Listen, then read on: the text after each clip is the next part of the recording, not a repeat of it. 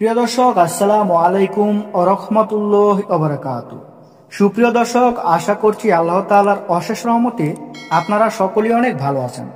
তো দর্শক, আজকে আপনাদেরকে জানাবো, যারা বেশিরভাগ হস্তমৈথুন করতে করতে বা অনেকের আছে যাদের শুক্রাণুর সংখ্যা কমে গিয়েছে, তাদের যতটুকু শুক্রাণু দরকার তারা ওইরকম শুক্রাণু তাদের মধ্যে তৈরি করতে পারছে না অথবা নেই। তো এই সমস্যার মধ্যে অনেকেই ভোগে। তো আজকে আপনাদেরকে জানাবো, যাদের এরকম সমস্যা আছে তারা এই 10টি উপায়ে তাদের শুক্রাণুর সংখ্যা বৃদ্ধি করে নিতে পারবেন। তো আসুন জেনে নেওয়া যাক। 1 নম্বরে হচ্ছে জিঙ্ক, সেলেনিয়াম জাতীয় মিনারেল রাতে সেবন করবেন।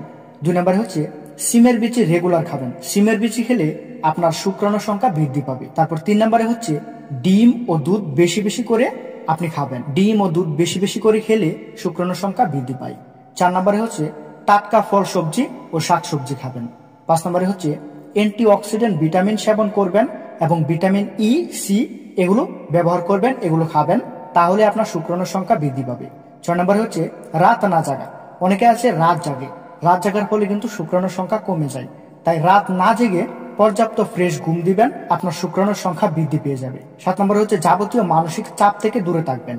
আপনার যত মানসিক চাপই আপনার উপরে আসুক, এই সমস্ত চাপ থেকে আপনি দূরে থাকবেন, তাহলে আপনার শুক্রাণুর সংখ্যা বৃদ্ধি পাবে। 8 নম্বরে হচ্ছে নেশা না করা।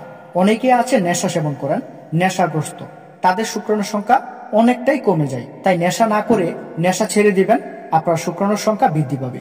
9 নম্বরে হচ্ছে পর্যাপ্ত বিশুদ্ধ পানি পান করবেন। 10 নম্বরে হচ্ছে অতিরিক্ত ওজন কমিয়ে ফেলা।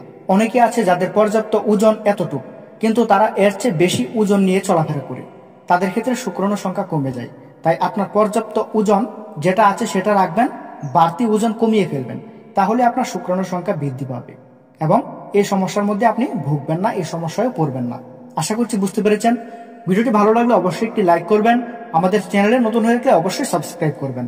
আসসালামু আলাইকুম, আল্লাহ।